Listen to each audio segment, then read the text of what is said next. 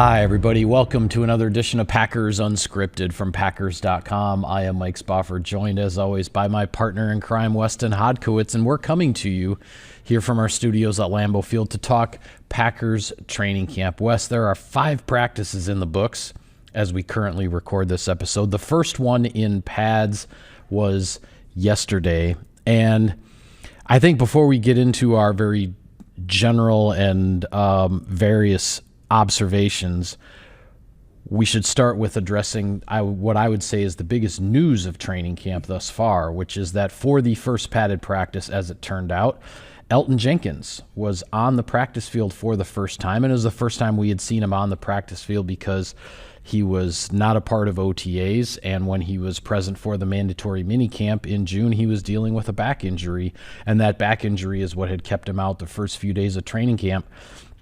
But the Packers news center is back on the field. He's ramping up. He'll work his way up into the 11-on-11.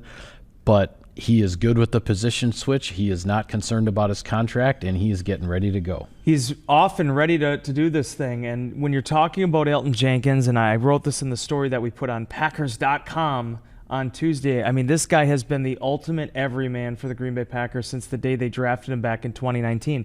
A 2-year starting center at Mississippi State. He comes to the NFL. His opportunity to get a spot in that starting 5 ends up being through left guard when Lane Taylor goes down for the season with a biceps injury. And then next thing you know, within a year of that, he's a Pro Bowler. The youngest Pro Bowler. I think it was the first time in, almost 72 years or something like that the Packers had a Pro Bowler in his second season on the offensive line. And then you look at the times he played and filled in at left tackle, at right tackle. And one of the things I think gets most overlooked was in 2020, the Packers are in the middle of a huge season, and Corey Linsley goes down. He ends up missing 3 games with a knee injury. Elgton Jenkins just completely does an about-face, moves into center, and played exceptionally well there during those 3 games, despite really not taking any snaps there at all. Now he's finally in that role. As he said this offseason, there was some family stuff he had to attend to, ended up injuring his back during some weightlifting, wanted to be careful with that on his way back, but at the end of the day, he is excited about this. It's something him and the Packers brass have talked about before in the past, and now getting the chance to snap to Jordan Love for the first time this summer, he's ready and raring to go. And he did say there have been some discussions behind the scenes with regard to his contract and whatnot. That's been going on for a while. There hasn't necessarily been a resolution there. He has not been given any guarantees that anything with his contract is going to change, but he made it pretty clear to the group of reporters that gathered around his locker after Monday's practice that he is not thinking about the contract. He's not worried about it. He is focused on getting himself healthy, getting in to the offensive line to start the daily reps, the daily reps at center with quarterback Jordan Love with his other teammates. He's got a brand new guy playing his old position of left guard and Aaron Banks that he wants to work with. All of that kind of stuff is factoring in. And you just mentioned it now. You also mentioned it in Insider Inbox the other day that it's easy for people to forget that 3-game stretch in 2020 when Jenkins moved over to center and filled in for Corey Linsley. And you have to remember that the Packers had one of the best offenses in the league in 2020. Yep. And they lose their all-pro center for 3 games, and the offense didn't skip a beat. No. Elgton Jenkins, we hardly even wrote about it, quite frankly, talked about it, because the transition for Jenkins taking over at center and just the way the offense was functioning was so seamless. Now, yes, that was 5 years ago, granted, but it speaks to the type of player that Elgton Jenkins is and why this coaching staff, Jordan Love, everybody involved, they don't have any concerns about Jenkins making this switch. The focus is to get him healthy and get him out there just to get this ball rolling. Well, and Elgton said, too, it was something they discussed during his exit interviews, but when they didn't re-sign and Josh Myers moves on to the New York Jets, that's where Elton's like, okay, this thing became kind of like serious now. Like, yeah, he's really it got real. Yeah, because he's like, for the same reason where it's like, you look at the way the Packers roster is structured right now, you have Sean Ryan, who's been the one taking most of the 1 reps when Elgton has not been at practice or has been injured. And Sean had never really played center until he came to Green Bay. You have Jacob Monk, who did it at Duke, but then didn't play an offensive snap last season. Trey Hill is in the conversation too. But in terms of established guys that have done it at a high level in some pretty essential situations, Elgton Jenkins was the best option at that spot, especially when you looked at what was available in free agency. The Packers felt like their best move was to go and get Aaron Banks, plug him into Jenkins' now vacated spot at left guard, and move Elgton into that center position.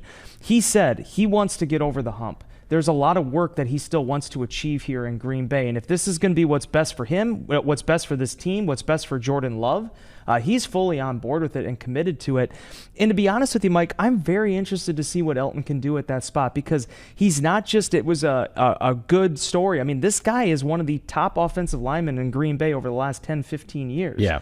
And to have him now in a position at center, which there'd been some issues with before in the past in that transition from Corey Lensley, I feel like when you're talking about building the best five, when you look at how the Packers are built right now, having number 74 there snap into Jordan Love, I think, is definitely going to be what gives Green Bay their best shot. Yeah, it'll be. It's definitely going to be interesting to watch. And for his part, Elgton Jenkins says, he essentially reiterated what we've heard from Matt LaFleur and Brian Gutekunst throughout the offseason, which is that he feels he can be a Pro Bowl player, a potential All-Pro player at center. He's not backing down from the challenge whatsoever. He's doing nothing but looking forward. 5 practices in the books. We can just go back and forth a little bit as far as observations. What's jumped out at you? So we were talking with Evan Williams earlier this week. I thought this was a very interesting observation. He talked about the emphasis that Jeff Hafley's putting on forced fumbles. And we're going to learn more about that, I think, when Jeff addresses the media on Wednesday. Right. But, they've been talking about what the NFL record is. I believe it's 34 to the New York Giants back in 2010. And the Packers last year, I think, had 18 punch-outs, if I remember correctly. But you're seeing it in practice. I mean, it's happened every single day. There has been a time where the ball has come out. It happened again on Monday, albeit it was on the sideline, but it was Evan Williams kind of punching the ball through on Tucker Kraft as they were getting towards the sideline there. Rashawn Gary chased down Jaden Reed with it. When you look at Javon Bullard, how excited he got when he had a punch-out last week in practice against Tucker Kraft. The interceptions are cool, but as Evan Williams said, those aren't things that are just given to you. You have to really work for them, and you got to hope occasionally the quarterback just makes a mistake. When you're finishing to the ball, when you're tackling, trying to do that little peanut punch, trying to get that extra sort of last-ditch effort to get that football can sometimes pay major dividends, and I can definitely see with this secondary, a very competitive secondary, that's been something you can really see is reflected in their play style. Yeah, the one caveat I would throw into that is that when we're in a training camp setting and the defensive players are not actually tackling, right? And I'm saying this somewhat in defense of the offensive players who have lost the ball in some of these situations. When the defensive players don't actually have to tackle you, it's a lot easier for them to focus on punching the ball out, right? So, but this is training camp. This is when you train things. This is when you try to get things like top of mind of players. And then as you make the transition into actually tackling, then it's like, okay, when you have an opportunity, you see an opportunity to get the ball out. It's something that's been trained during training camp to take advantage of a potential opportunity there. But I just wanted to say that because there are those who are like, oh, well, Tucker Kraft has lost the ball and Josh Jacobs has lost the ball. And it's like, yeah, these guys are going after the ball because they don't actually have to try to tackle these 240-pound dudes, right? Like, so anyway, 220-pound safety going after a 260-pound Tucker Kraft. No, but the one I was really impressed with, and you were the one that brought it up right away in practice, we were watching it. The Rashawn Gary one was the one that I thought was really kind of jaw-dropping a little bit because it's that he had to chase that play down. Yeah. To be able, that just shows you that was a big time hustle play by Gary, no doubt about it. Hustle play. When you're talking about the mentality of a defense and what you want your guys doing, I think Gary really does reflect all the positives in how you want to go about your preparation and training in these settings. Certainly, when you look at the offensive side of the ball, I've been super impressed just on how they've been able to utilize these weapons that they have at the receiver position. We talked about Matthew Golden quite a bit, but I mean, Jaden Reed was the star of that 2-minute drill at the end of practice. Yeah, that was like a rapid fire, bang, bang, bang, 3 straight completions, and all of a sudden the offense was in field goal range, and that's all they needed on the drive based on the scenario was a field goal at the end. Yeah, Jaden Reed just took that over. 23 yards in the seam. It wasn't just like it was like, okay, a couple dink and dunk passes. I mean, no, Jordan Love uncorked one, and Reed, to his credit, right down the middle of the field, was able to haul that in. I just feel like there's been so many guys that have had some big days, and there's times where we try to have these overwhelming sort of narratives of, oh, who's really breaking out, or who's really impressed you so far. I just feel like the overall kind of tempo of these practices, especially once the pads went on Monday, you can definitely feel that energy and that excitement for what Green Bay's trying to achieve here. Yeah, a couple of guys that have jumped out at me, I would say, over the last 2 days of practice after that first break on Saturday when the players had a day off, came back, really hot practices on Sunday and Monday. It sounds like today, when we're out there a little bit later today, it's still going to be pretty darn hot before the temperature changes tomorrow. But 2 guys that jumped out at me, Josh Jacobs and Malik Willis. And I mentioned Jacobs because it was really early. It was pretty early in practice, I want to say, on Sunday during the 11-on-11, where he took a handoff and he made a cut in the hole where, it was like almost all of us on the sideline were sort of like, whoa. And it hit me in that moment. One of the things that makes Josh Jacobs a special running back is that he has a way of making the difficult or the uncommon cut look natural. Yeah. And you can't, I mean, that's just a gift that he has. It's the gift, the combination of how his vision and his footwork, sort of work in tandem. He makes that uncommon move look natural and look easy. And I don't know. And, this is my 20th training camp with Packers.com. I have seen a lot of good running backs come through here, whether you're talking Ryan Grant or Eddie Lacy, Aaron Jones, James Starks, all kinds of other guys in between. I don't know if I've ever been able to say that about any other running back, that he makes the uncommon cut look natural, and that is what makes Josh Jacobs so fun to watch. Yeah, and it's cool for me because, and no disrespect to any of the running backs that were on the Packers team when I started covering them in 2011 and 12, but they didn't have those type of athletes at that position. I mean, there was a couple of years there, right? Let's be honest, the end of the 2012 season, they were trying to get a practice squad guy, DeJuan Harris, to be their number 1 running back down the stretch. Then Aaron Jones came in the picture. Obviously, Eddie Lacy did some good things, but Eddie was just, his style was different. He was a power bull rushing kind of guy. Aaron was slippery, and it's funny to me to watch him and Josh Jacobs back to back, how elusive they are between the tackles for completely different reasons. Yeah. Where it was Aaron being, you can't find this guy, and he's quick, right, and he's going to be able to, and he had some power to him, he's going to be able to get through you. And then you have Josh Jacobs, who is, 25 pounds heavier than Aaron, maybe more. Yeah. And can really move his body and get from point A to point B in such a fluid motion. Yeah. There's a reason why he was a rushing champion. There's a reason why he's been an all-pro before in this league. There's a reason why he was a Pro Bowler last year during his first year in Green Bay. But he has, both of those guys independently of each other, had things that you cannot coach. You can hone it, you can work on it, but it's just that processing ability, as you said, of what's going on up here and translating it down to your feet. Josh Jacobs, man, the offensive line has talked a lot about it this offseason. If they give him some room to work with, this guy is going to be in for some really big things this season. Yeah, and he mentioned when he first showed up for training camp, and I wrote a story about this. You can find it on Packers.com. It was posted on Monday morning. He actually said that he's never felt this good physically, just with his body coming into a training camp as he does right now. He had 301 carries in the regular season last year. It was only the second time in his career he had over 300 carries in a season. Obviously, then a playoff game was added onto that. but a combination of things. One, he felt spending a little bit less time on artificial turf last year, both game-wise and practice-wise, compared to some of his years with the Raiders was a factor. He also did some things, changing his diet and whatnot. And he said his, after last season, he said his body really started to feel almost back to normal after about a week, maybe two, as opposed to in a normal off season, it would take him like a month or two before his body really felt good again. So physically, he's and he kind of joked. He says, "Well, maybe now I'm hitting my prime." That was what he said. So his running style, it's possible too. Yeah, I mean, like he's not a guy that's just reliant on 4.3 speed. I mean, he is a running back. Josh Jacobs could have played in any era. Yes. I mean, with the way 100%. that he goes about handling his business.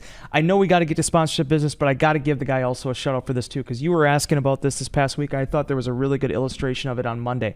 Unfortunately, Marshawn Lloyd gets injured. An incident there during one of the team periods. We don't know at this time that we're shooting this what exactly happened, but he's off on the sidelines. He's just watching the tablet. Andy Herman actually got the photo of it. I did not take it because I didn't think it was a shooting period. But there is a pretty awesome photo of Josh Jacobs with his arm around Marshawn Lloyd, looking at the tablet, looking at the rest of practice. This is the type of guy this guy is. Yeah. It's not just all about him. He's trying to bring the rest of the group up with him.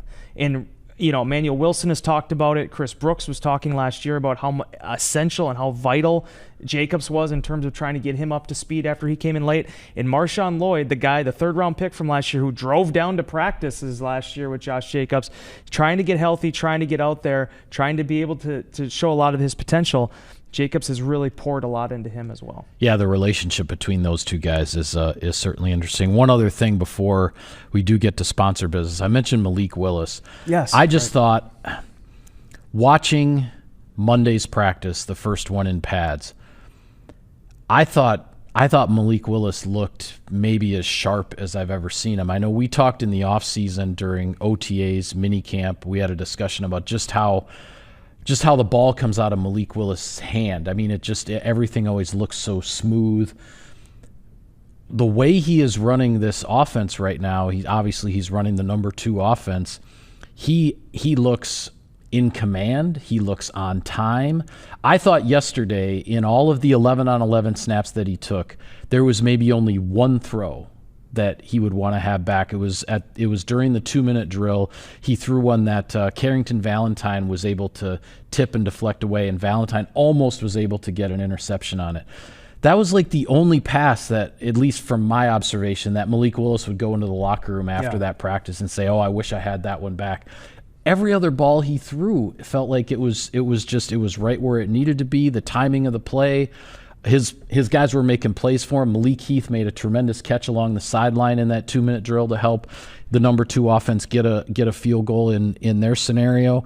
I know that the goal is for Jordan Love to have a healthier season than he did last year, and for Jordan Love to play every game, and for Malik Willis not to have to play necessarily meaningful snaps at quarterback for the Packers. But as much as the Packers were in really good hands with Willis last year when he did need to fill in, as we saw, if something were to happen to Jordan Love this year, I think the Packers are in even better hands with Malik Willis this year than they were last year, and that's saying something. The peace of mind that a guy like that gives you, and I wrote this is the best compliment I can pay Malik Willis or any backup quarterback. He has completely changed my philosophy on the backup quarterback position. Michael, there was a time where I adhered to that whole, okay, you got Peyton Manning, you have Dan Orlovsky behind him. If Peyton Manning goes down, you just deal with what you're going to deal with. You're not going to win the Super Bowl anyway. I watched Malik Willis last year, and what he did, I mean, the Packers do not make the playoffs probably without him last year. I don't think so. He had that huge of an impact after coming in on short notice. Yeah. Now he's had a full offseason program. And to your point, there are no style points in the NFL. Right. We know that. Professional football doesn't go hand in hand with that. But Malik Willis throws about as beautiful of a pass as far as a downfield throw as you're going to see in the National Football League. I mean, that thing is a 9.8 with maybe if you're looking at like the Olympic, kind of like, what is that, gymnastics or whatever, they kind of have the judges that go through it. It's incredible to watch.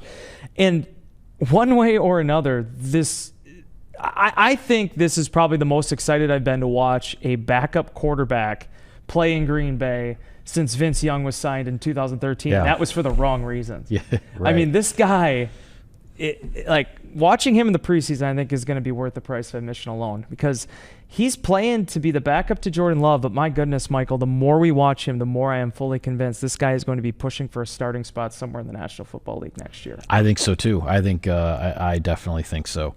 We're a little bit delayed on this, but we do have to take care of some sponsor business. And in a new twist here on Packers Unscripted, I get to say now a word from our sponsors.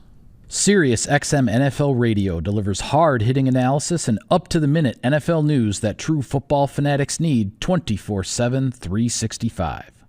At Cousin Subs, we have something for everyone, like our Wisconsin cheese curds, mac and cheese, golden fries, and creamy shakes, all paired with your favorite sub or sub in a bowl. Cousin Subs, 50-plus years of better.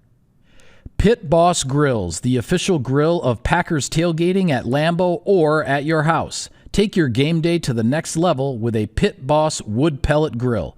Pit Boss Grills available at Menards.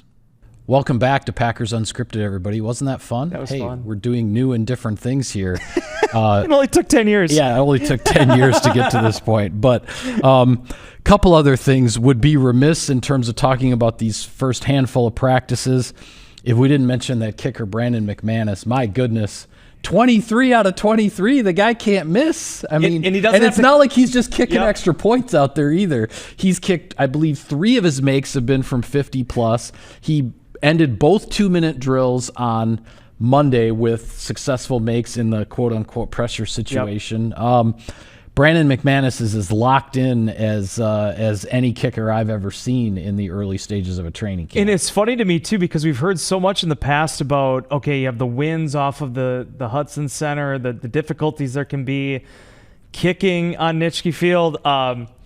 Brandon McManus looks like he got the crash course on it, figured it out pretty darn quick for what he's been able to do out there. And again, this is no disrespect to all the other kickers that have come through Green Bay. It is not easy to find a place kicker in the National Football League. Every year, it seems like there's 8 to 10 teams that are just trying to find somebody that's going to stick.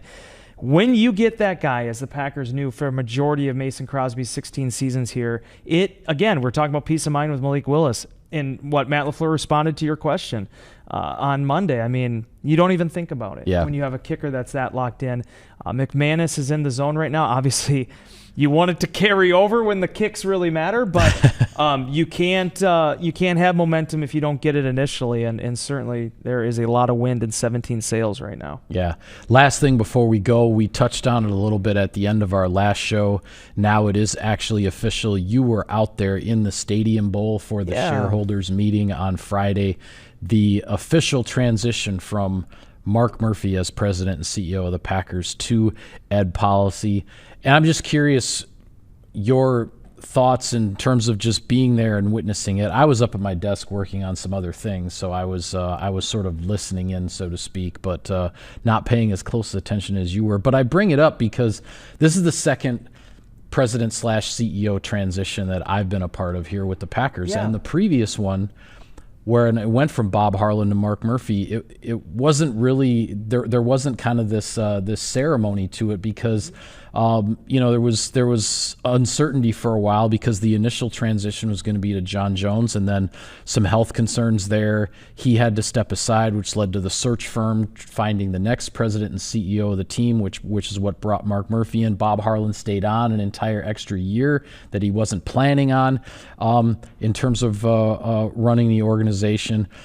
So it was just very different, I'll say, back in late 2007 into 2008 when the transition was made. This one, everything sort of happened the way it was supposed to happen, and just your thoughts on the visuals and what it looked like out there. Well, first and foremost, I give so much credit to the fans, the shareholders that were in attendance. I mean, they showed so much respect and kindness towards Mark. That was great to see. There was a couple standing ovations throughout the shareholders meeting, and to see him get that type of recognition, obviously you and I have talked a lot about it. There's a lot of things that they've done within the organization to honor him over the last few months. Yeah. But it is ultimately that connection with the fans that I think Mark worked so hard to develop. And again, I wrote an Insider Inbox recently. I don't think I ever saw him turn down a photo, turn down an autograph, and you and I covered a lot of pep rallies. There were a lot of autographs to be had out there. Mark Murphy always understood the number one job when you are the president and CEO of the Packers is you have that responsibility to the fans, and Mark always remembered that. I'm excited for this transition now. We start to roll the ball forward.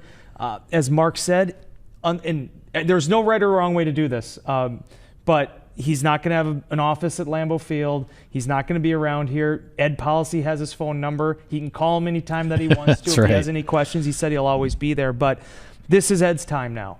And Ed has been here for 13 years. He's been extremely successful with everything he's done with the Packers, whether it be the Titletown development, whether it be various initiatives that the Packers have done outside of this building. This is the right guy for the right time in the right place here in Green Bay, Wisconsin. And seeing that torch pass for someone that did not go through it, I was at the newspaper at the time, but I wasn't covering the team in any capacity at that point. But to see this happen for the first time and them working together as well as they did over the past year to sort of ease this transition, I think the Packers are definitely set up to be in a good spot here with Ed Policy at the helm. Yeah, and we'll have some more discussions later on, but certainly Ed's background and with his dad, Carmen Policy, and running the 49ers during both the glory years and some transition times and whatnot with the 49ers back in those days when Ed was growing up in Youngstown, Ohio, and his dad is commuting back and forth from Ohio to California and all that. Some interesting stories that we've heard from Ed Policy. But as you said, now it is his time, and yeah, everything with regard to the transition I think has gone as smoothly and efficiently as possible. So with that, we'll call it a wrap on this edition of Packers Unscripted. Be sure to continue following all of our coverage of training camp on Packers.com. Stories, videos, podcasts like this one, everything is out there for you on the website. For Wes, I am Mike. Thank you for tuning in, everybody. We will see you next time.